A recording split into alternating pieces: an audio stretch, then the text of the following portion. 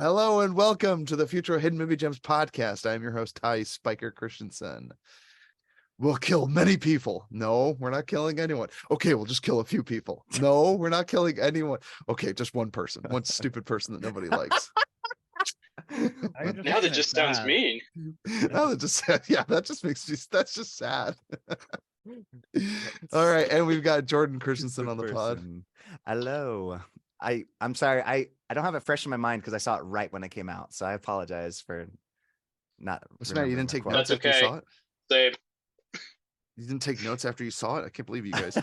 And we've got Cameron Mickle on the podcast. I never noticed how black your eyes were. They were replaced by my father as a method of torture. He picked a pretty set. That's right. And we've got back on the podcast our superhero nerd, Brian Orenstein. How you doing, bud? What up, guys? Good to be back. It's good to have you back. We're going to bring him back for all things superhero because he's seen them all, folks. There's not a single superhero thing that gets past this guy. This is all he does in his spare time is watch superhero stuff. A man of culture, I see. A man after my own taste. I don't know if I can say that much, but yeah, there's not many that get past me. Yes. So, guys, today we're reviewing Guardians of the Galaxy Volume 3. This is the third installment from James Gunn. This movie just came out. It's in theaters now. Go watch it. It's good. It's directed and written by James Gunn. It stars Chris Pratt, James Gunn, Chuck Woody. What did I say? And you stars should James Gunn Chuck as well. Woody. Wait, what? It doesn't star James Gunn, does it? No, I mean he's in it, obviously.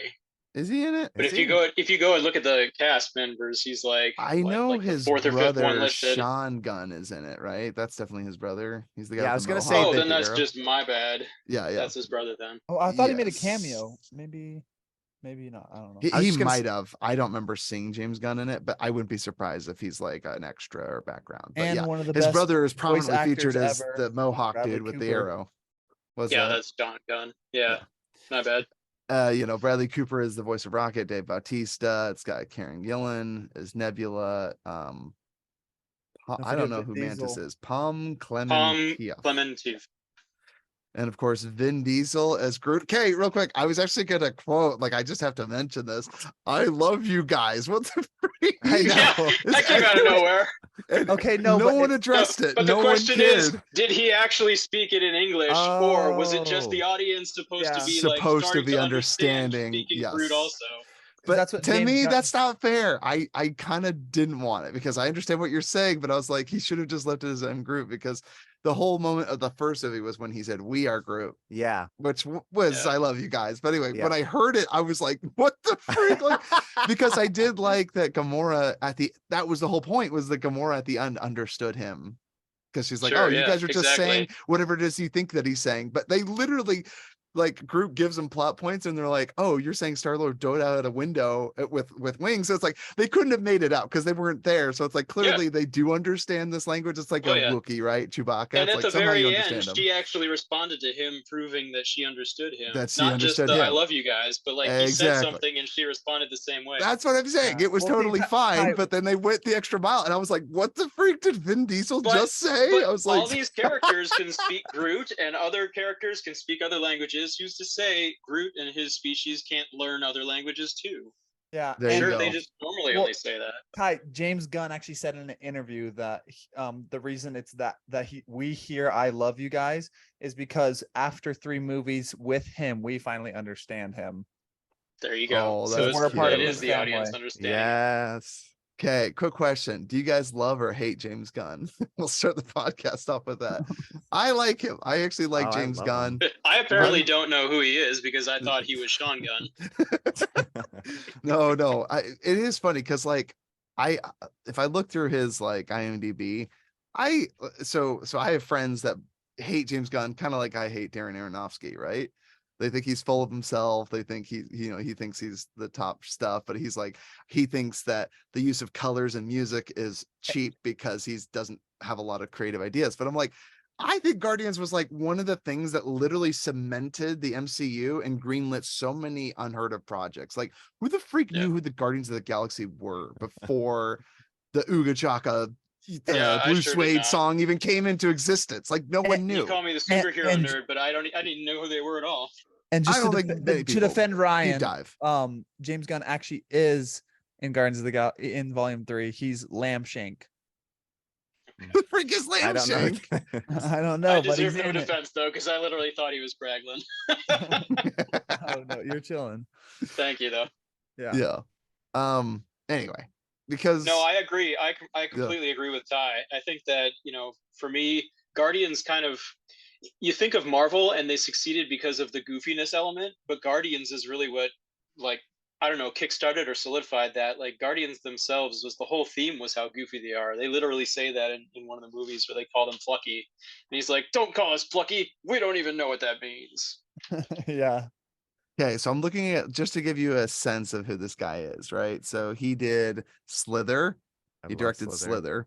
He directed Super, which was Rainn Wilson's superhero movie, right? He directed movie 43, which I know has been cemented as one of the worst movies of all time. So there you go. So James Gunn does have I a was going to stink. say, I've seen none of those, but I guess I'm not Guardians, upset and then about he not did seeing The that one. Suicide Squad. He did a segment yeah. from 42. He didn't do the whole movie. Oh, okay. It creds. Oh, you're right. It does say segment. It's a bunch of directors. Jordan's like, oh, let me defend Whoa. James Gunn here. Yeah. Whoa. Whoa. He's not all bad. I And he's love his written many other movies. things too. Like he wrote like Belko Experiment. And Well, he wrote- was also executive producer on Infinity War and Endgame. okay, yeah, producer. And you Which know, are some of my favorite movies ever. And he wrote the screenplay for Dawn of the Dead. yes, yes. So yeah. Give Well, him you some go. credit, son. So you guys, I guess it's official. We all like James Gunn on this podcast. That's okay. We can all agree. I rather like him, and I like the use of music. It kind of makes me think of Shrek a lot, where the soundtrack is just as alive as the movie itself and the characters. It plays. I do this think- Yeah, I integral think role. the soundtrack Mhm. makes this movie because it really sure. it pulls in that whole time frame. The fact that Star-Lord left Earth, decades ago, and so his music is based in that decade. But Although they since did him keep- getting the Yeah, him they- getting that new, what was it, the Zune, like he's getting Yes. more and more recent music. But Yes. it's very well chosen.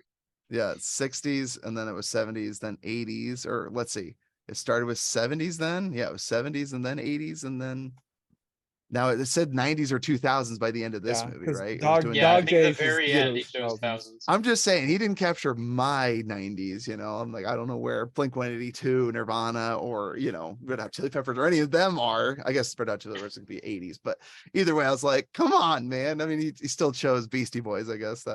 That was fun. The hallway fight scene is freaking awesome. So let's get into it. What was it like watching this movie for the first time and then rewatching it for the podcast? If any of you have seen it, I did not rewatch it. I'm going to be a little bit rusty, so you guys go ahead and get me kickstarted. Yeah. Jordan, why don't you start us off? What was it like watching it for the first time? Oh, same thing. A tiny bit rusty just because I also hadn't seen it on a rewatch. I wish I'd seen it with Cameron and Mom because Mom, of course, cried through the whole thing. And I can let Cameron. She say likes that. cute animals that have been tortured. And Dude, she was mutilated. crying at The any baby and every raccoons. scene. Like when when Mantis is defending Drax, she's like, "Don't call him stupid." Mom's just crying. I'm like, "Why are you crying at this scene?" And she's like, She's just already been loves- Minosh. she's like, she just had so much love for him. I'm like, what the fuck? This is not a cryable scene. Yes. That was such a great scene though, because didn't she say something like she acknowledged him being stupid or something, but like she was Yeah. defending him anyway? Yeah, because he brought more to the team than just like she's like he's not He's not the stupid. brains of the organization. Yeah, but like he he's does good. so much for our team. Yeah, and I just think James Gunn is getting so much better over the years. Like in the first couple movies, I feel like anytime there'd be like an emotional moment, he kind of undercut it with a joke. But I just feel like as the years have gone by, he's just gotten better and better, and he's like let them breathe. And now I'm just like in tears at the end. This I'm like, one, while there "You're so-" may have been a few jokes that were undercutting, I'm so grateful that they just allowed it to be like, gosh, if they're freaking like mutilating a raccoon and then someone came in like, "Oh, I'd buy that for $1." I don't know, just like to put a joke in and undercut. I feel like this movie was a little more serious. I rather liked it. Oh yeah. And Well, I loved what they did with this one because they're usually so goofy, but then the whole plot of this one was exploring the Rocket's background And the Mhm. backstory of why he's so depressed and angry and what happened to him. That was the question in everyone's minds, is what in the world happened to him in his origin that he turned out like this? And this Yeah, did a great job of going through all that. Well, and did you see at the absolutely. end of the credits, it said in memory of James Gunn Sr. So I'm assuming that's his Yes. dad, and so he passed away. So I wonder if he Yeah. channeled a lot of that into it as well. Just like, No, it was actually the name of his cat, Jordan. well, I'm just saying, like, it's when you go through something traumatic like that, you kind of like Blade Runner. Ridley Scott lost his brother, and so he channeled a lot of that sadness into it. That's why it's better than the second one, Cameron. You're literally high. But anyways, Oh, that's love, interesting. love this movie. I mean, Yeah. obviously could dive into it, but I'll let you Got it. guys say stuff. Cameron, how about you watching it? And then I know you've watched it twice. So what was it like Yeah. on rewatch? So yeah, on the first watch, I was a little nervous just because I mean Marvel's kind of been slacking lately. Give an and, example. I don't understand what you're talking about. They're just I knocking mean, Love and bangers Thunder one made after me one. want to physically harm myself, and it's Taika Waititi. So I'm like, I didn't think that I Marvel know. I thought could I'm like, ruin a good. How about director or a- screaming goats and cancer is all I remember from Love and Thunder. Yeah, Screaming goats, so much bleeding goats, pain. and cancer. I tried so hard in that movie to like it. I just, I know. There's moments I'm like, okay, I'm liking Christian Bale's acting. Come on. yeah, I'm like, oh, gore is so dope. And then Yeah. like he's killing all these gods. I'm like, maybe we should show that. Anyway, That was and such a so- letdown that he wasn't more complicated of a character. Yeah. Yeah. And so I was a little nervous going into this just because I'd heard like decent, good reviews. But I mean, I was a little skeptical. And then after the first watch, I loved it. And honestly, I was impressed. I liked it like slightly even better on the rewatch. And similar to what's already mentioned, I just think it flows so well and it's just so much more grounded, which makes, I think, the humor more enjoyable. And it reminds me a lot actually of Dawn of the Dead, Jordan, because of how interesting and compelling each character is. Yeah, giving everybody an arc, even the dog, like Yeah. the least Yeah. interesting character. Oh, yeah. I was like, you're, what? like, you're a good girl, and she's like, oh, Yeah. I knew it. Good boy. Bad dog, take it back. You do not mean that. Take it Yeah. back. I think it's I didn't even realize it, but apparently like is that a comic book, right, or something, or maybe it's a reference to like an actual dog that was sent out in space, and I think it's both. yeah, and it I think actually it's got both. I lost think- out there, so it's So like based that off was a true real events. thing, and I Yeah. think it appeared in the comics. Yeah, which I think is kind of cool. So it's fun that the dog finally found its family and everything. So, but how about you, Brian? What was it like watching this movie for the first time? So it was fantastic. I mean, just seeing the backstory there, seeing the tragedy that Rocket went through, even seeing like the origin of his name was sweet. Like there were actually multiple points in this movie where I cried because it was just, so serious and really hit the chords. So I appreciated like everything. I liked that the High Evolutionary was the villain because I'd been waiting for a while to see him in the Marvel universe at some point. And it just made complete sense that he was the one who made Rocket, since everybody's like, he's a raccoon. Yeah, but how is he like this? Well, High Evolutionary. There's your answer. So Oh, I really and he enjoyed was- everything. He was great. And I that's what liked him. and honestly, RoboCop look-alike. yeah, what honestly impressed me about even on the second viewing was I was so surprised about like how even more emotional I was. Like every time, like when it made it that much more depressing when I was watching on the second time, like when Rocket's talking with Tief's Floor and what's her name? Lila. Like and Lila. he's talking about, oh, I want to go out in space. I'm just like, Yeah. none of you are gonna see Yeah. outside these cages. That's like, why when it culminates at the end of that whole story arc where he's like flying away and he's just like crying or whatever, I was thinking if he just like yelled and he was just like yelling hysterically as he was running away in this ship, that would just be perfect. But yeah, just like I the thought whole the same tragic. thing. I thought like, oh, because I remember thinking okay, so I watched this for the first time, and I, like you, Ryan, I cried twice, and I was thinking because I did hear that Rocket had this tragic backstory, so I was like, okay, I'm gonna get ready for it. I know they're gonna have some animal torture. You're gonna see poor little Rocket getting zapped, stretched, pulling apart, all this stuff, right? And then like it blindsided me because kind of did the Toy Story treatment where you go into this cage and there's these horrifying creatures and then they're all just abused toys by their creator, Sid. That's what I was thinking. The rabbit literally is tentacles, the it's the doll freaking head with the rabbit. one eye. It's literally that thing, right? Yeah. But then Yeah, it they really is. have and the walrus, it made me think of that movie Tusk, Jordan. I don't know why. Oh, geez. Yeah, anyway, that's what it made me think of. But so all these misabused toys, right? Misfit toys, they're all like, yeah, we're gonna get out of here someday. I'm like, okay. So I already knew, I'm like, this is gonna be tragic. And Yeah. Rocket doesn't mention Yeah. any of these characters. So I knew no one was Like getting out. So I was like, at some point, High Evolutionary is just going to be like, incinerate them all. yes. I knew that from the beginning. I was like, this is gonna be horrific and tragic. And then I still enjoyed the way it played out, because as far as I was concerned, the High Evolutionary, I loved that he is like on this quest to build the perfect race. He's a very scary person. Okay, one thing, loved how much he was going for it. I think, okay, Chuck Woody Iwuju, I can't say his name. Sure. Good on you, mate. This was an amazing Yeah. villain performance. I loved it. It was over the Solid. top. It was terrifying. It was manic at times. There's no was God. also- That's why I stepped in. That's a good Yes, line, that too. was I a great love line that right there. Yeah. Amazing, right? I loved it. The High Evolutionary, some people consider him God, you know, and he's this very strange character. At first he plays more stoic, and then he starts to become more unhinged, and you know, Yeah. a whole allegory of like Noah's Ark, basically, right, is what I picked up I on, thought he was right? going to have a lot more powers. Like, he just kind of had that one liner about how, oh, I decided to turn my knowledge on myself and I control gravity. Okay, like that's a pretty cool power, but I would Right. have thought he would have done more to himself than Well, just that. Plus, I was right. disappointed later in the movie where it's like, okay, well, he just gets mad and like it doesn't really matter anymore.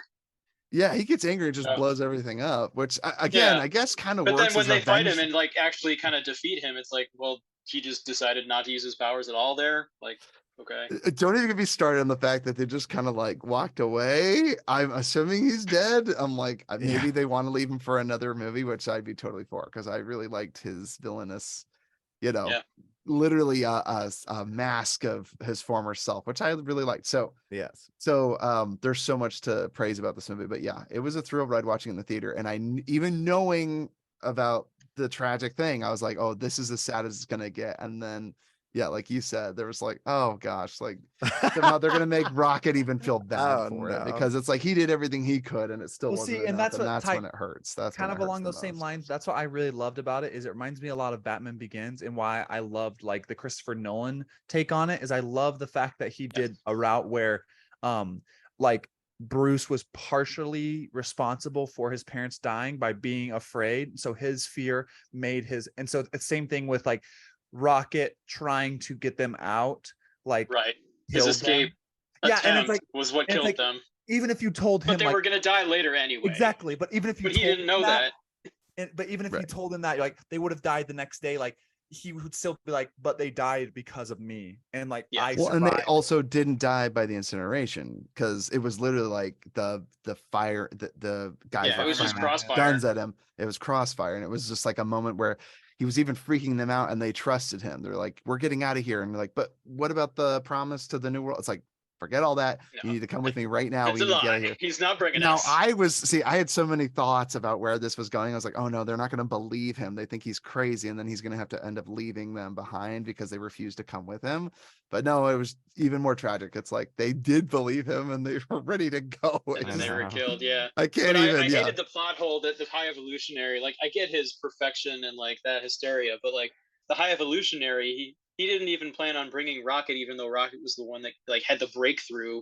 He came up with the breakthrough Yes, that corrected the issue that was preventing I have the two nitpicks evolution. about this movie, and both involve the High Evolutionary, and actually maybe three then, because then See, there's but one I about could Star even Lord. argue that he Yeah. didn't want to bring him because of pride, because I didn't think he wanted to be like alive as long as there was somebody who was potentially smarter than him. Yes, he Yeah, felt, that and would make he sense. felt like one of my creations, he considers it like a failed creation, which I also really like. It's kind of has like a Frankenstein's monster to it. You know, Little it's bit. like, oh, my creation, how could you possibly have my intellect, or think of an idea that I didn't think of? And sometimes it's like that outside perspective, right? But I just like the one thing that I think is happening lately is they're not spending enough time with villains. This one gave at least enough. Like I would have loved Yeah. more, but like Yeah. it gave I don't know why enough. of the they villain. can't seem to catch on to that. Like they just Yes. every once in a while they have a great complex villain, but there's Yes. so many other movies in between where the villain is just such a one note Yes. kind of Yeah. complete left. Thanos, everyone agrees, like, Yeah. oh, he's a great villain. It's like, because we saw like his motivations, we understood why he was doing what he is. We don't have to agree with it. Obviously, they're horrific, reasons, but like, like even Balance. he always said, be not as you are, but as you should be, which is even an interesting, like, you could even look at that in two ways. One, it's like almost, you could look at it optimistically, like, hey, try to be better. But what makes it Yeah. so horrific is this is the high evolutionaries thing, where it's like, you're not good enough the way you are. I Yeah. have to like create a horrific creature like things to get to this utopia, right? And everything. So so I have a few questions, right? And maybe you guys can help me answer them, because I want to get into two favorite things and then we'll get into questions and nitpicks. So Ryan, hit us up. What are your two favorite things about this movie? Well, I think I already talked about it. So my first favorite thing is that we got to see Rocket's tragic backstory and learn more about the depth of his character's experience. And the second thing was the high evolutionary. But that is not completely clean, because I do have quite a few nitpicks about the high evolutionary. But I did Yeah. like to see it. I grew up on the old '90s X-Men animated series, and there was a short stint in that involved the high evolutionary, and I thought it was such a cool concept.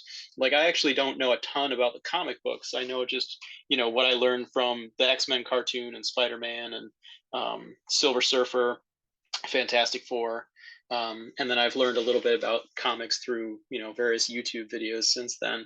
But seeing the high evolutionary, and again portrayed a little bit differently. Like back in the X-Men one, I think he was more level-headed and less prone to anger and prone to the mistakes that come with pridefulness that we saw portrayed in this film. So in that sense, it was a little bit of a letdown, but I was still very I enjoyed seeing that character on the big screen and involved with these characters. Right on. How about you, Cameron? What are your two favorite things? Yeah, I mean, as you probably guess, I love the soundtrack. I just think I literally caught myself mouthing or lip syncing to freaking Beastie Boys. Oh yeah, Don't same. Sleep Till Brooklyn in the hallway. I was like, anyway, I just thought that was really funny. Good yeah, song. and I think, like you guys mentioned, like with movies like Shrek and even like Across the Spider-Verse, like there's so many movies that like you can listen to them outside and like, oh, this is a great song, but at the same time you always associate it with that movie. And I think that's such an Yes. impressive thing to incorporate a song, especially ones that are pre-made, to like incorporate into your, where you're like, I swear this song was made for like this. 100%. And so and specifically like the Dog Days Are Over, like I think that the final song in the film, I just think it's such a perfect, like there was so much like it was like a perfect culmination song that I just felt like it was that perfect feeling of just like euphoria, where it's like The everyone, resolution.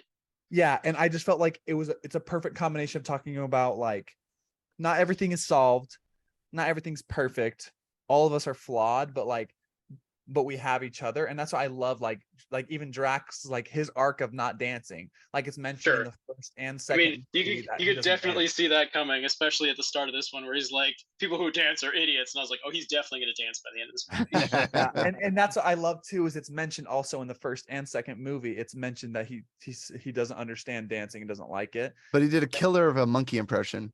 Beep, boop, boop, beep. Yeah, Boop, and boop. so He's like, so that's a chimp. The monkey. That's a monkey. Boop, And boop. I think also I just love the message of like you don't like just like our natural inclination to make assumptions about people and that we don't know everything kind of about somebody. I love, like, for example, you would never guess what traumatic things Rocket's been through because he's not willing to share that information. And same thing with like Drax. Like I love how he knew the language, but like Yeah. they ask him because they just assumed, oh, Drax wouldn't know the language. And just I love how they're just essentially talking about like there's so much more to people than just like their appearance or like their certain like assumed skills. Because that's, I even loved like they played on that with like the I wasn't. She's like, thank you. I was There's stared that at this creature really at the end ugly that they thing let out. behind you. And so like I love that they like they even poke fun at, like, you can't take it obviously too far, because like there sometimes is a little shocking with like appearances and like people's preconceived notions, but I love that they're just a band of misfits that has found a way to like love each other, but then at the same time like love each other enough to let each other go in their like their separate ways, their different paths. Yeah, that was a great resolution at the end. And yes, And I think it was you they said designed misfits, they're all mantises. different.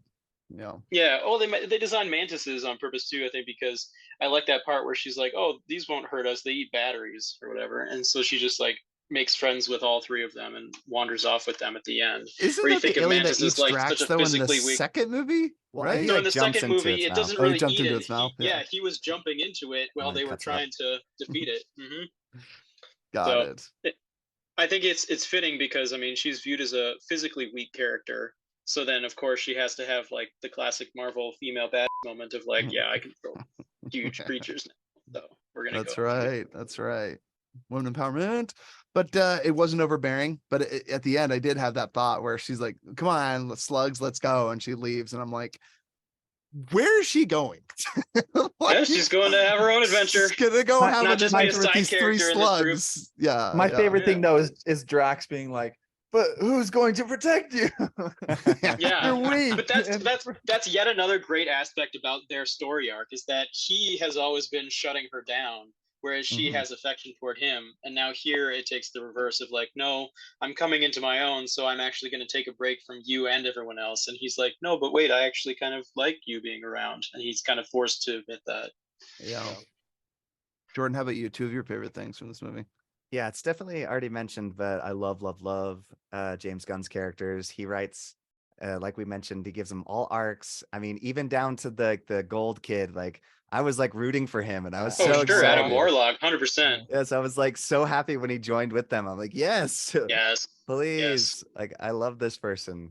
which I and was just- waiting forever for Show Adam him- Warlock to come in. Show him we I mean know. business. Just I said, show him we melts mean him. business. Don't You fry him. incinerated him. Not incinerate, yeah. Of course, the communicator was somehow miraculously unharmed. Oh, that was really funny. No, I really enjoyed that scene when he came in. As soon as we saw him flying toward the planet, I was like, oh, Adam Warlock is coming. And then, of course, he was a bad that beat them all up. Yes. But somehow Nebula, like, stabbed him. She's like, yeah, Rocket gave me an upgrade. Okay. I don't know what that was, but...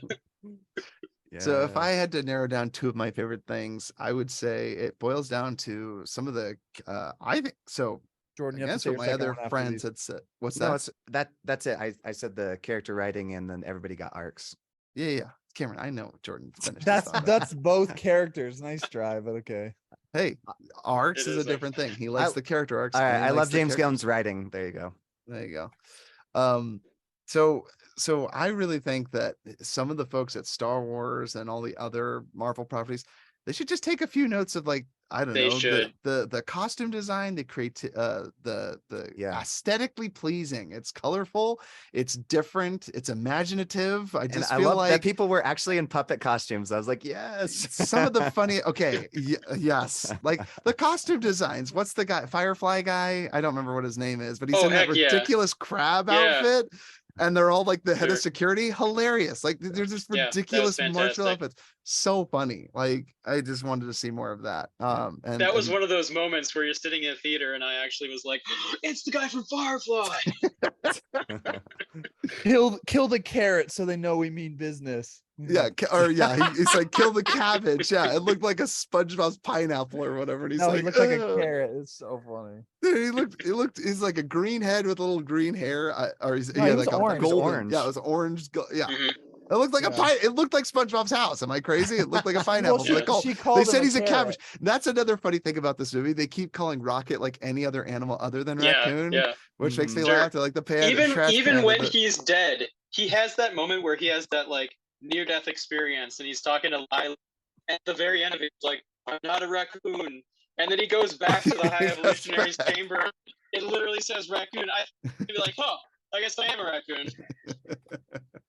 Kind of glossed over that one, but That's at the end, that's where he right. finally finished his name. I'm That's right. Rocket Raccoon. Yeah. And so I would just love to see more of this look throughout the other stuff, because I feel, and it's fine if you're like, oh, this is just strictly Guardians. I'm like, it's colorful, it's exciting, I think it's imaginative. Like I said, I just feel like everything in Star Wars is so bleak and so bland. Everything Mhm. everywhere, even if it's Well, like, okay, just go to one colorful planet, please. Like Well, I think anything. also similar to like Puss in Boots, you can incorporate parts of like across into the Spider-Verse animation, and it doesn't have to be like, oh, this is into the Spider-Verse animation. It's just like hints of it. Love it. Mhm. You're right. And even Yep. if it's just a section of a story or a part of a story or a place you go to that has this, it's just so imaginative and so creative. A whole organic planet, down to the spacesuits, funny use of colors. Sure, like Uh, I gotta say, in Multiverse of Madness, like that was a cool scene where they kind of like haphazardly bombarded through Travel different realities, and there was yes. like the paint reality where everything's just made of paint and all kinds of Just stuff like that. That was visually interesting. fun to look at. I mean, just even like the first Strange, when I remember watching, I was like, oh, it's like Inception, the kaleidoscope Yeah. effect of the city. Yeah. I was like, that's just different than everything else we've gotten so far. So thank you. Just some gimmick that I can be like, hey, it's so easily identifiable and it sticks out. It stands out. Like, because when you look at everything else that's being produced on D plus, it's just like a stark difference. Like this movie is vibrant and colorful, and you could pick it out in a lineup, because everything else is being mass produced right now. It's just awful. So Yeah, so I would really say like that. all of the Guardians movies have been up to Yeah. that standard, where they're just like very colorful, vibrant. They have that great upbeat music. The only one in Marvel that is not a Guardians movie that I think comes close is Thor Ragnarok. That one, Yeah. somehow they turned a trash planet into one of the most colorful planets you could imagine. And the feel of it with Taika Waititi, I think he did a great job. Oh yeah, totally. And Ty actually mentioned this too, as like it almost a little bit suffered from like becoming Peter Quill. Like Thor kind of strayed from his character and almost became Peter Quill. But I mean, the alternative was Thor was literally disappearing into obscurity. I mean, like no one That's cared true. about Yeah, Thor. After the Dark World was there. there's just Yeah. not a lot of relatability to I him, wanna right? chime in though Norse with a god of- nitpick about continuity, and that Let's is do that it. in Thor Ragnarok, somehow Stan Lee was able to use like metal to cut Thor's hair, and yet in what was it, Endgame, Thor took on the full power of a dying star, and it didn't burn off his hair at all. So apparently, like the strength of his hair is relating to how much he's exerting himself, I guess. Yeah. No, see, and I think the only nitpick I had, like the biggest nitpick was just when Star-Lord like went to after one not killing like the High Evolutionary, and then just like but leaving him to die. I'm gonna say like we don't kill. No. Like, His I'm a reason, freaking mind you, guardian of his the reason is galaxy. I'm a Like, you guys freaking murder guardian people- of the galaxy. You guys That's murder his people reason. all the time. Yeah. Like, and then like you guys just murdered people in the hallway. But then my biggest pet peeve was just like I didn't like how, or my biggest nitpick, I didn't like how like Peter Quill almost like died, and then Yeah, like, yeah. And they brought him back. They yeah, got and me. I really thought they were going to kill him there, but I guess me at the too. end it was just kind of like, well, he's half celestial, so I guess he could recover a little better than a normal human would. yeah, That but like upset his me, face but like no, expanding, keep going. and then like I was Keep like, going, Cameron. This entire movie was about, I am not going to let my friend die. I'm going to risk life and limb and even the lives of my other friends at the possibility of getting my one friend back. And then immediately after getting his friend back, he's like, I got to go and just do my own undercut it. thing. And I was like, that's the stupidest thing. And then even again, when it's like, oh, Star-Lord's coming back. And I'm like, what is going on here? Am I being punked? What's happening? It was emotional whiplash outside of the animal cruelty in this movie, right? I was like, Yeah. Star-Lord, he's Don't dying. forget- And I was don't forget the literally like child accepting the trafficking, fact Ty. his face got bloated. It wasn't even Yeah, like the yeah. As first soon movie as where his he face bloated up, I was crystallized. like, okay, I guess he's gonna die. Yeah. And then I was Just kind like of they like, killed off that- Yondu like that. Like he Yes. froze in space. Okay. Yes. And even like letting his face so much as get bloated, I was like, that's like almost cruel, but then like he survived it. And I was like, But even as that was "Ah." happening, I was thinking in the back of my head, like, but couldn't Adam Warlock just fly out there and get him? Like everybody else is like, oh, even Groot is like, oh, my branches are freezing off. Yeah. So anyway, risk life and limb for his friend. And then he's like, immediately once his friend is okay, he's like, I gotta leave all of you to go find my grandpa, which again, they teased it early on, like, oh, I gotta go see my grandpa and see what he's up Yeah, to. they set it up. But even then, it was just like, this whole movie was about him getting to Rocket, and then Rocket's safe, and he's like, okay, bud, you're on your own. Bye. Like, Yeah, and that you was know what? They annoying. could have fixed it. They could have easily fixed it by just letting a little bit more passage of time go by. And then it's like, hey, I now need to go find my dad. That's it. It was Sure, I literally mean, he like, could have we're at least like stayed for celebrating. that one celebration. Yes, yes, So it's the Rocket's not one listening to celebration. music And then by it's like, now I'm himself on gone. the stairs. Yes. It Yeah, couldn't even be like a month later, 2 months later, a year, 2 years later. Hey, I got to go find my grandpa. It's been nagging at me. That's totally fine. Just like, you literally just died like a second ago. You were brought onto this Noah's Ark spaceship thing or the skull or right. whatever. And I got to leave now. Bye. Like, I just revived you. I thought I lost you a second ago and I was heartbroken, but now I'm just going to leave you. You're fine. I'm going to go find my grandpa. It just annoyed me a little bit. So there was that. And then, the evolutionary, leaving the high evolutionary, just leaving him there. Did he die? I didn't get the closure, because I'm just saying Marvel has this bad habit of bringing characters that I hope he supposedly didn't dead. die. See, I know you do. They Yeah, need to you're use like, him better. yeah. He And needs then he to comes do back. more. Yeah, he needs to come back a little bit more stoic, learning from it. I was He disappointed. basically looked like the Red Skull at the end of this. He had no Yeah, nose. He yeah, looked just like him with the freaking scratches. yeah. But I like that Rocket See, was but the one that scarred him. I But like I do for love the even creator. that, what's it called, that he is even imperfect, but he puts on a mask to show that he is perfect, but Yeah, he's he's a imperfect facade. because of one of his Yeah. creations. I think it makes it even that Okay, much better. so can we Yeah, that address was this? very intentional. Can we address this? So he's really impressed with Rocket for coming up with the way of creating these higher beings that could be peaceful and perfect. But then they literally show this counter Earth. They Selling show these crack. creatures selling drugs and crack to children and Yep. then like mugging other people. So like, is the point that it's failed? Like, because Well, obviously the high evolutionary freaks out and he's like, I'm just going to yeah. destroy this Earth. But like, so was Rocket ultimately wrong then? Because technically he did the thing to help him create into these new creatures, but I I guess think it's just creatures a are lack of flawed. understanding of the high evolutionary of free will. I think he doesn't understand Yeah. that any The creature high would have free evolutionary will. knows the biology of it, right? So he knows how to Okay. evolve the creatures physically, but he Okay. hasn't yet learned about kind of the psychological aspect of it. Because Yeah. my nitpick was how there was such a difference between how the high evolutionary is portrayed in his like perfect society that he created in this movie versus how his perfect society was in that old X-Men animated series. Because in the animated series, he actually had a society where they were functioning. Whereas here it was like, I also felt like it was sort of just lazy in filmmaking, how they were like, Yeah. well, we're just going to make the high evolutionary society just your regular old generic human suburb, Right. because it's easier to like populate a suburb with people in costumes than it is to build a complex society. But they wrote that into the script by saying like, oh well, your perfect society should involve people selling drugs to kids. And he was like, yep, and that's why I'm going to destroy it. And I'm actually going to destroy it right now while we're talking. Like, that seemed really Yeah, he's like, hey, how forced. dare you point it out? I was going to destroy all this anyway. It's like, Yeah, whoa, yeah. right now. That's a good point. And see, that was where I like what you said, Cameron, about the free will thing, where it's like, yes, he was from a biology standpoint, that's what he was concerned with. And he was convinced that if biologically they were these perfect human beings, that they wouldn't opt into, violent tendencies to criminal activity and stuff like that. So, but I just thought it was funny that it was like literally like on their way to him, there was no veneer, because immediately when they land, they seem all peaceful in the suburb, and then Drax throws the ball at the little girl and hits her in the head, and then immediately everyone just starts reacting by hurting them, throwing stuff at them, and I was like, so much for a peaceful. So again, right then and there, I already lost the veneer of perfect.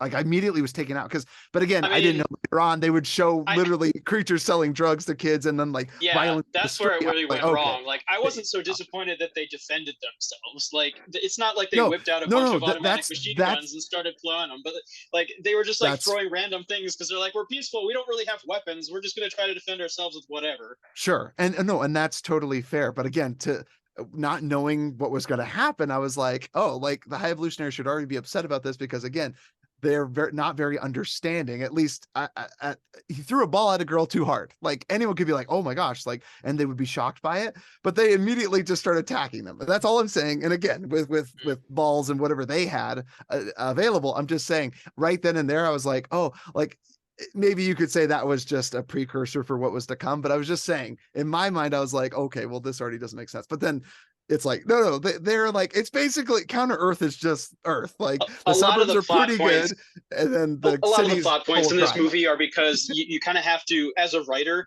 you kind of have to push those same Guardians of the Galaxy tropes. Whereas, Yeah. like, if you're thinking critically and logically, you're like, okay, they would have realized ahead of time, and they would have been like, now Drax, don't do anything that's going to Yes. cause, Yes. But obviously, because it's Yes. Guardians, they have to allow that to happen script wise. Yes. For the sake of a joke, or because again, and then in the house, see, I thought that was clever, where it was like the social norms, where he's like, I'd like to lay down on this couch. That was a very funny scene. I like that, where he's Yeah, like ready to yeah. lay down. And he's like, Like, stop putting your feet up on the But furniture. it's It's not longer, polite. so we can lay down on it, right? That's what it's for.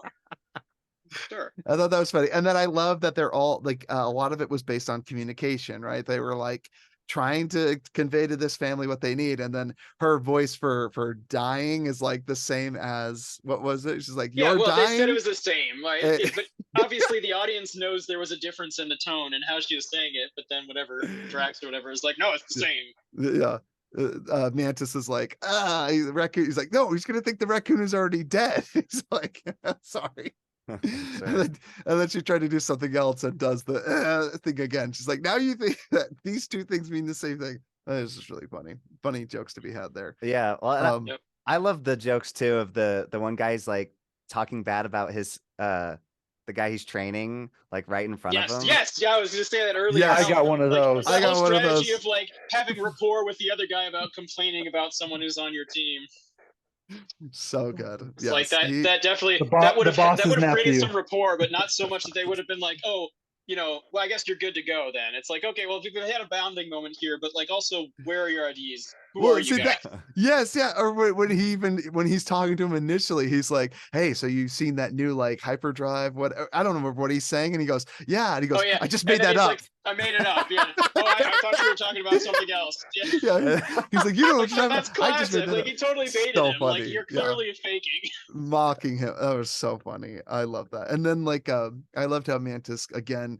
That was a funny scene where she's telling everybody, "Oh, you want to suddenly dance, and you're hopelessly in love with him." I thought that was really, really funny. Like he's like, "Oh, right this way. What's your name?" Like, it's very funny. Sure. Like, Yeah, I liked that part It's where great. Quill was like, don't worry, I'll woo her over or whatever, and like he was talking Yes. to her about like gets in there, and then it immediately she's just just pulls like, out.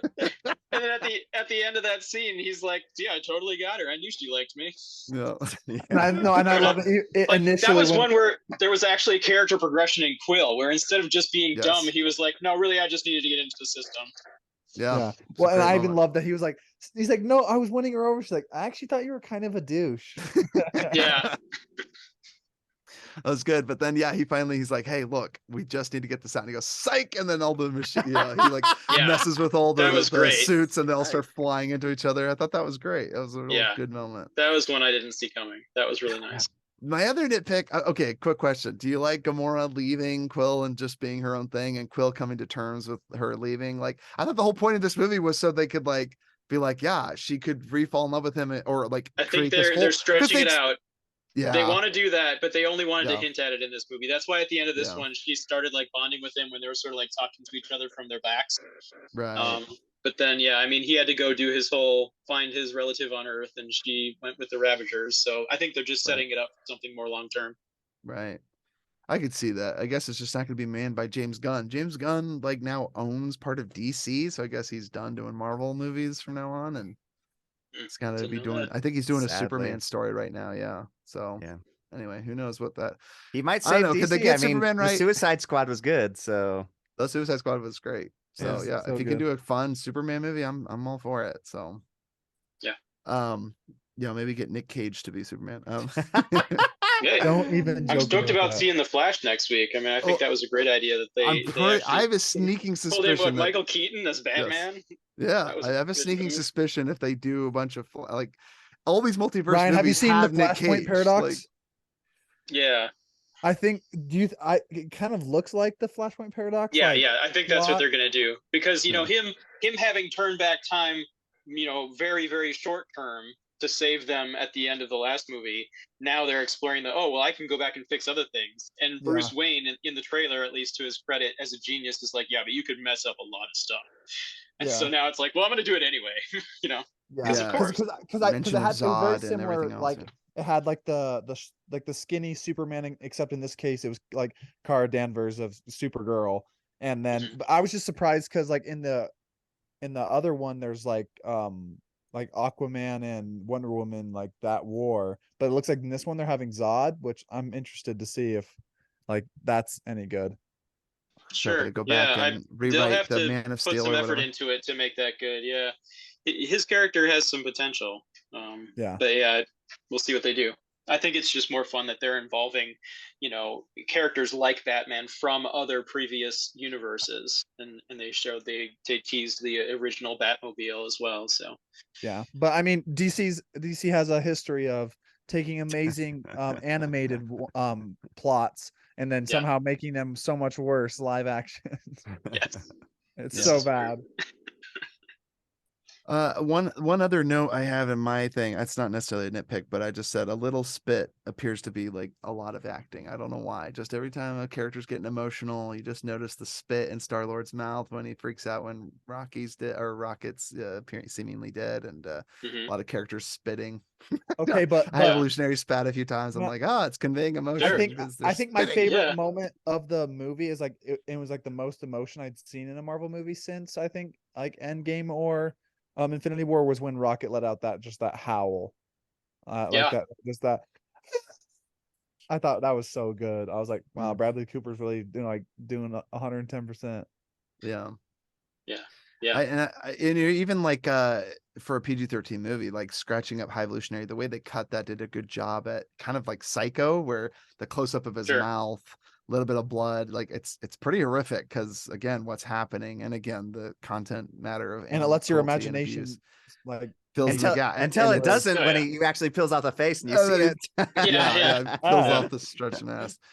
I find that really interesting because there was the mention of like, okay, I am fascinated by his brain, so at the very least I do want to have his brain like extracted. I want to keep his brain. Yeah, but that was the thing, is that was one of my nitpicks, is that he was so like, oh, I want to keep his brain, but he still wouldn't allow just Rocket to come with them, because he would have not had all these issues if he had simply allowed Rocket to come, instead of just like openly mocking to his face like, no, you're not coming, are you crazy, demeaning him. After like earlier in the movie there was that whole scene where there was, you know, he was acting like a dad and like teaching him about stuff and, you know, making it seem like he actually cared about teaching Rocket things. Right. It's like, why the shift? Maybe if they gave us some hint, like obviously it was a good like what do you call it? Like subversion, like, oh, I mean, I feel like to the audience that was a bait and switch. I feel like it was just the writing. That's one of the plots. That was one of the points where the writing fell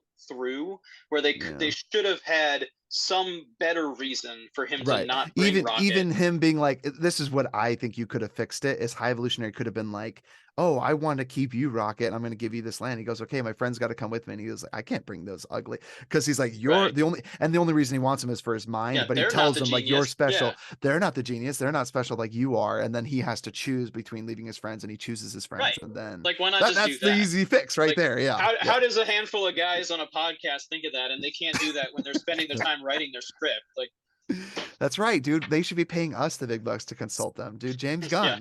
Let's have a sit down, you know, and maybe he could let us star in it, or at least appear as an extra in the background for the next. But I'll still take those little issues with it in the overall picture, because I mean, I'll take this movie, I mean 1000 movies over there. And I'll be honest, they say superhero fatigue. It's like, I went and saw the Into the Spider-Verse and Guardians of the Galaxy. I've seen two movies that are superhero related or adjacent or whatever. No, they are superhero movies.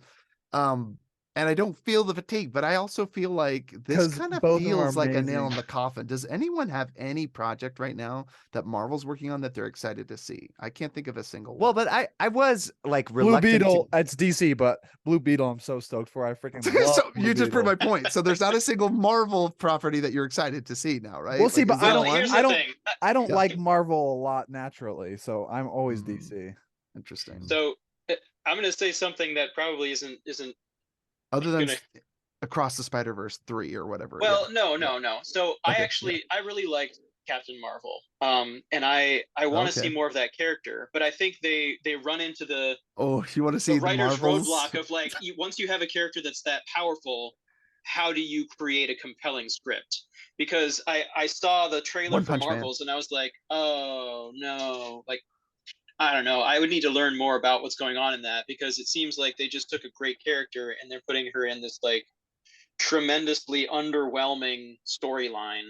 Yeah. So, and I liked that they at least threw in little tidbits in, for instance, Endgame that this kind of stuff is happening on thousands of planets across the universe, and they don't have the Avengers, right? So I can't be here all the time. I have to be helping out all kinds of people. Like I get that's something that at least is adding value to why she's not helping out more.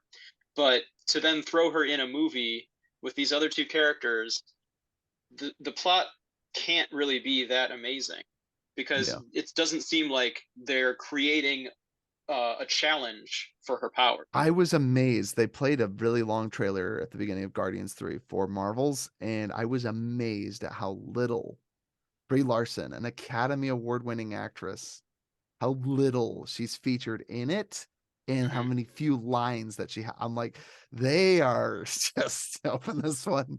I mean, they've delayed this for what has it been 2-3 years now? Like they keep delaying this movie and they're going to finally release it. I just kind of feels like the Black Widow treatment where now it's almost too late, but also like you said, it's like, what kind of stakes do you have? Because I actually watched WandaVision, which is where Valkyrie, what's her name? Valkyrie, or I don't remember what her name is. Atomic WandaVision? WandaVision? Well, Yeah, I watched yeah, that too. yeah, Scarlet. But but the chick oh, that you're has talking the about eyes, yeah, yeah, the she's blue, one of the right? Marvels, and then you Yeah, had the Miss Marvel. What's the Indian chick, Pakistani chick? I don't remember what her name is. She right. I haven't watched that. coming of Yeah, so age, that's high one of the school, ones that which got through. yeah, I actually But watched that, obviously they're and trying to, they're working the crossover angle. They want to make sure to unify their story arcs and their different right, characters that they've been developing separately. I'm with you. Which I I just also don't. I Yeah, appreciated. I appreciated the cameo from Loki at the very end of Quantumania. That was nice too hmm, because he was kind of indicating, oh no, this is Kang, this is danger. yeah. And that's the problem with Kang. They made Jonathan Majors their poster child, and now he's in hot water or whatever. I haven't been Domestic following violence. that. Yeah, but anyway, they're not going to be able to bring back Jonathan Majors, so they're Just going to the have to get a old new actor. domestic abuse. But yeah, a hotshot actor. Well, it's weird because when you watch Creed 3, you see he's kind of unhinged and he like, really gets in Michael B. Jordan's face. And I'm like, oh, he's just as violent in real life as he is in his character in this movie. So maybe he's not that good of an actor. It's just He it's was just method life acting. He's portrayed. actually bad. It just Method acting comes naturally. comes naturally. Yeah. So nice work on that one. But anyway, but they bet it all on him, and so now Kang's out. But they're very fortunate that so many people think play Kang, and Well, no one I would mean, notice. I don't think that's the case. But I think at the end of Quantumania, what they did is they showed that all the different variants of Kang, just like they hinted to in Loki's Is him? TV series, Yes. I mean, it's still Kang, but it's Yeah. they look all different from each other because maybe he's a completely different species, but it's still Kang. Well, wait. I thought they all looked Did the you see same. that? Maybe So at the end I haven't credit seen scene actually Quantumania. showed the entire stadium of different Kangs, and They're they all were all different. like completely different species. Oh, okay. I thought they were all played by the same actor for some reason. I thought I remember seeing like Jonathan He Majors. might have been. It might have been Might the have been. same actor in a bunch of different costumes. But yeah, Got it. the stadium scene at the very end They're all showed a lot of different different versions of There him. you go. So you get a different version of Kang, played by Idris Elba, who would be a great. Although I guess he was already the gatekeeper in He's Thor. already. Yeah, he was already. I do- Yeah, what's a Heimdall. good Come on, actor don't they could bring disrespect him in? like Oh, that. they could bring. You Well, they can't. can't bring Samuel L. He's Nick Fury. What about Denzel Washington? That would be pretty Yes. sick. That would be. I'd watch the heck out of that. Denzel Washington. King Kong ain't got something. Wait, what did he say? I'm Kang. Kang ain't got shiz on me. Yeah. Yeah. But Love it. just to end about this movie, I just want to say I do recommend it to everybody. Cassie, watch it.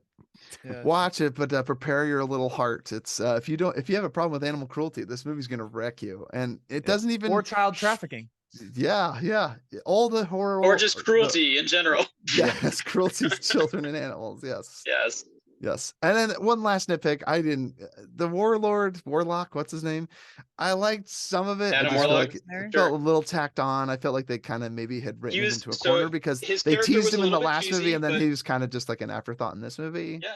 No, Kind of. I think they made it work though. So I was Yes. annoyed by it at first, that how corny he was, but I think they Yeah. made it work in terms of his character's arc. That yes, he was taken out of the cocoon too soon, so he wasn't like all there. He wasn't fully developed. He was Yeah. very much like a little boy, little mama's boy. But he was able in this movie to start to grow beyond that. You know, having lost his mother, and then he decided, you know, I'm going to awkwardly make myself part of this new family and see where this goes, and maybe we can actually be a family. So I think they made it work well. Played by the Maze Runner kid. I don't know what his name is. He was the annoying kid in the Voyager. He's probably the reason the Chronicles of Narnia. Yeah, the funny thing is, as fails. soon as they showed his face, I was like, why do I recognize this kid? And I realized that it was for literally no other reason than from memes. Because the meme of him from We're the Millers. Yeah. And it's all like, we only got paid this much. You guys got paid? Like, I know this guy. Oh, from he's somewhere. Midsummer, Ty, isn't he? Yeah, He's the douchebag Midsummer, friend. yeah. I Yep, love that. yep, He was great in that. Yeah, Yeah. Will Poulter. Yes. He's got angry or really high eyebrows or something. Or maybe it's angry Yeah, it's eyebrows. I don't know. aggressive. Yeah. Aggressive eyebrows. Right. But yeah, Yeah. overall, yeah, I think Guardians 3, you should watch it. And to me, it kind of felt like the end of an era, if I'm being honest. I personally don't see it getting better than this. I think Marvel's done. Like, does anyone, like I said, And like it's time they for could come up with another DC. end game with It is time for Avengers. DC. Time but for DC. Yeah, The rise of for DC. Me, This the is the climax great of fall. Marvel was Endgame. I mean, I'm making my there still has prediction. been entertaining stuff like this coming out Yeah. since, but I feel like Guardians, it won't get better, but they're kind of at a plateau. And at least Yeah. if they can keep it up like they have been, that's still a good franchise to continue. Right. But yeah, they're really Or- trying to. What they're doing is they're scraping the bottom of the barrel to try to find Right. contiguous story arcs that they can mingle together. Yes, and I think that's part of the problem. I think that they kind of backed it because now that they'd have to build a whole nother thing, but it's like I'm kind of at the jumping off point where this felt kind of like a conclusion in a way. 'Cause I even like that they even mentioned Endgame in this or the Infinity Stones because I was like, oh yeah, like they're still feeling the effects of that big thing because now I just feel like it's more and more tenuous. Like with the Marvels, it's like, what does that have to do with all that? Like it was all building to this thing, yeah. I'll tell you this much: I love time travel, but they totally screw the pooch with that because they brought back Gamora, and it's like, okay, Gamora died when Thanos got the Soul Stone. Mhm. So if they got back Gamora from time travel, they can get back Scarlett Johansson, you know, Black Widow from time travel. Like Nah. Hulk was complaining, like, "Oh, I tried to use the stones to bring her back." Okay, but the stones can't bring her back because it's the Soul Stone is one of the stones. But clearly, time travel can bring you back someone that died to getting the Soul Stone because you go back before they died to the Soul Stone. And you can even get her the day before with all the memories. Like, yeah. So it's like, yeah. Yep. And they don't care about the timeline. I mean, like It's they a were Pandora's like, "Oh, we're box. gonna go put Time the travel's a stones back." Pandora's box. Yeah. They said we have to put the stones back to make sure that we, you know, cut off the splintered timelines. But clearly, they didn't have to worry about putting all of Thanos' crew back. They just turned them to dust, and they never were in that timeline after the point that they moved forward. You know what's funny? The only time travel movies I like are the ones that do a loop because it's the only way to make a time travel movie happen. Yeah, because they tie it off. Not Looper. Don't twist my words. What I said was I said he likes Looper. His favorite Harry Potter time 3. movie? No, let me give you Prisoner of Azkaban. Yeah, that was good. Back to the Future. Like they literally Back to the Future almost. So the whole thing, there was one flaw, which is when Future Biff goes back in time. In Back to the Future 2, he goes from 2015 all the way back to 1955, and then he brings the time machine back to the original 2015, which wouldn't exist if he went from changing 1955 forward. He could not have brought it back to their 2015. The way they portrayed it, yes, Then because his he ends past up going back no and then longer his whole be past is past, changed, and he's like, we are on a different timeline here. Yeah, but there would have been no idea- way for him to bring them back the time Go machine. back. Yeah, that's interesting.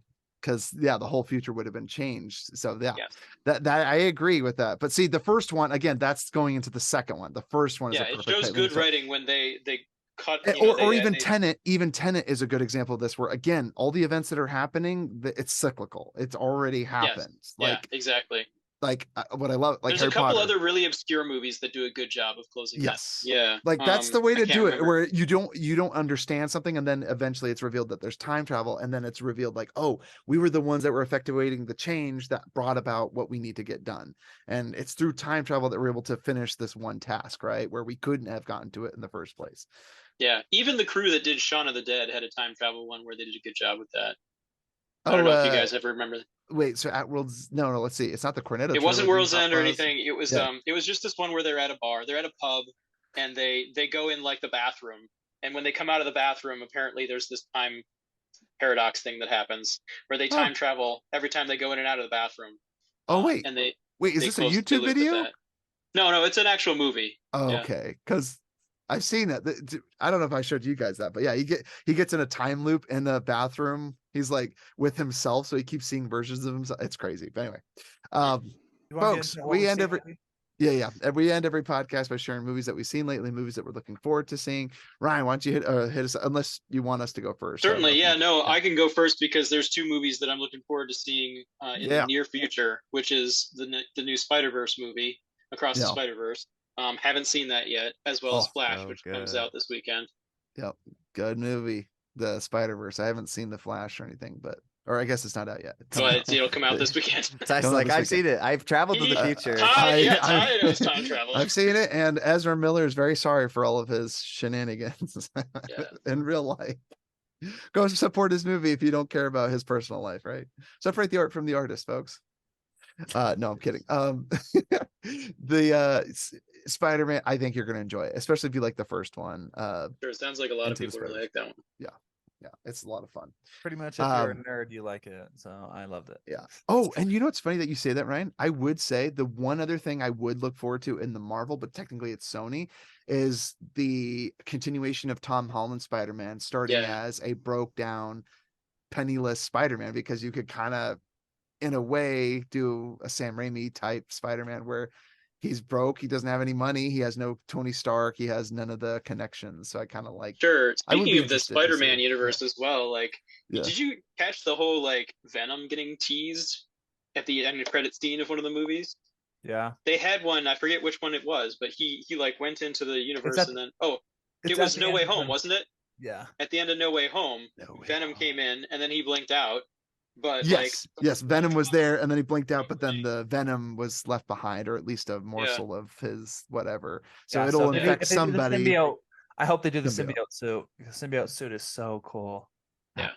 Yeah, I feel like they could do Tom Holland with that because he'll be poor. It's like a perfect segue Yeah, where that he's would like, be I got perfect. nothing. And then he has like this ego trip where he's like, no one knows who I am. I could start anew. I could make a whole. I feel like that's the direction, folks. We need to be paid. This stuff doesn't write itself. All right, we got to get to work. But Yeah. I'm gonna burn through my list really quick. Let's hear it. So I saw Night of the Hunter because I've been going back and watching old movies. This movie was 1955. It reminds me of The Road, very depressing, or Grave of Fireflies. Then I rewatched Truman Show, which is a masterpiece. I watched Blackberry, Ty. I think you'll really like it. Not as good as Social Network. I don't know why people keep comparing it to it. It reminds me. Glenn Howerton. I do want to see it. It reminds me more of what's that TV show we really like with Black Mirror. No, it's the Yes, I'm with you there. Succession? Silicon Succession. Valley.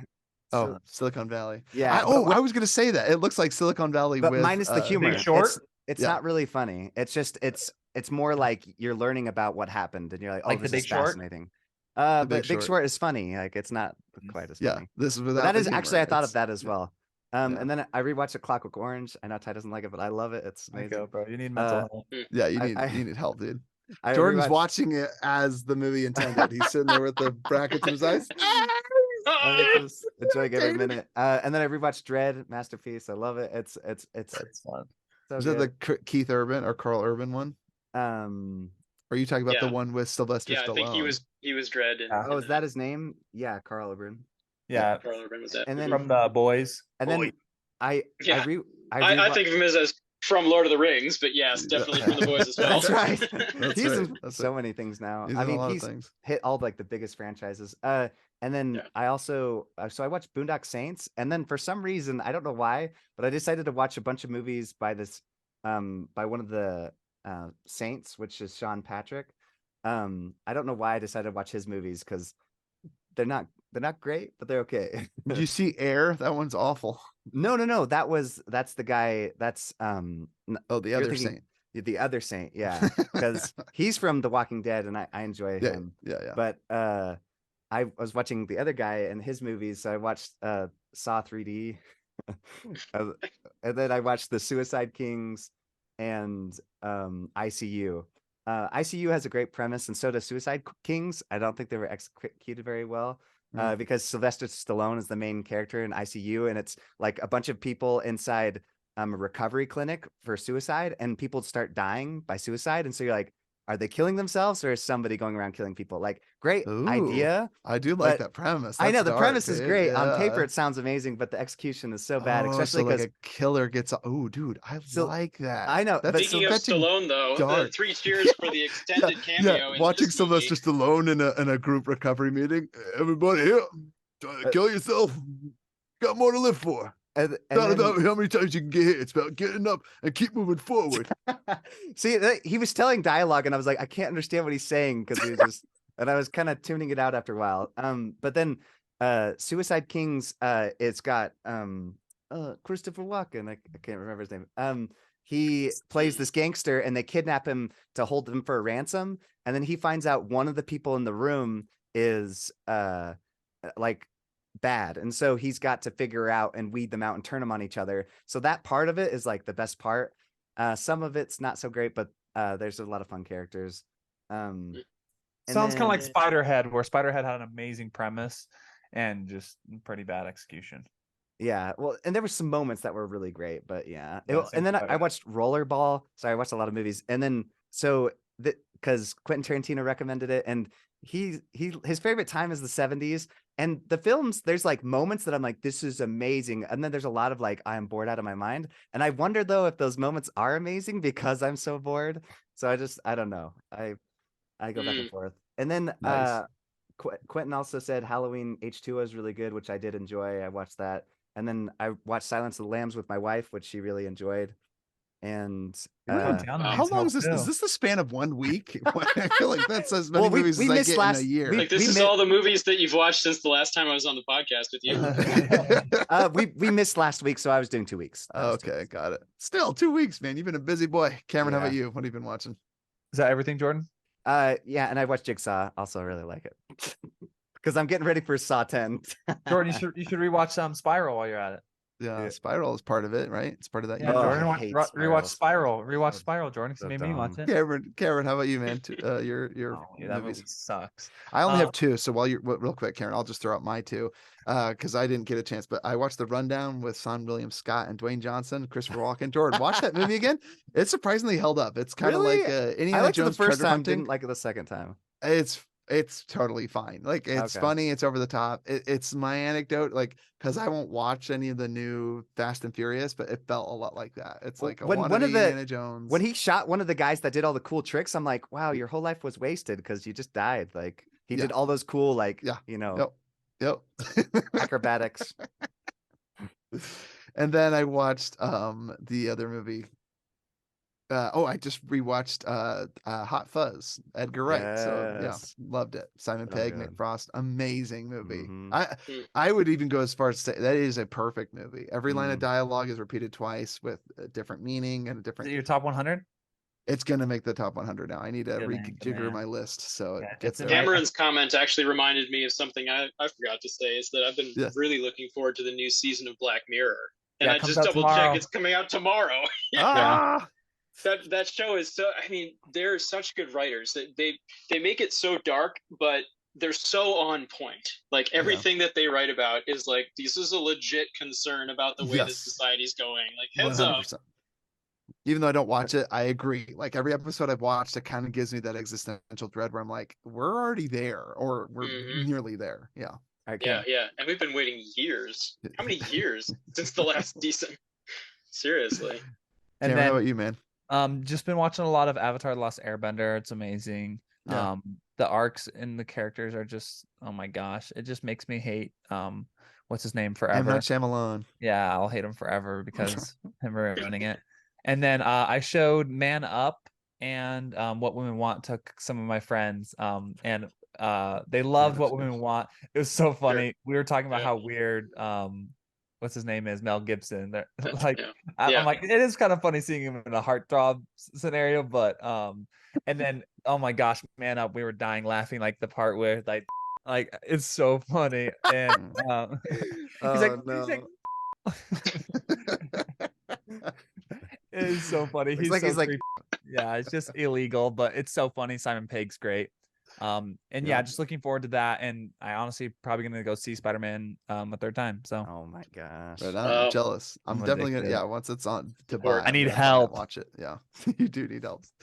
Anyway, folks, this has been Future Hidden Movie Gems. Thanks for tuning in. Leave us an email, futuremovies@gmail.com. We love you lots. This is Future Hidden Movie Gems signing out. Peace. Peace. Bye. We'll kill just one See you. person, a stupid person that nobody loves. Just Later, downstairs. guys. And check out my TikTok mix pick.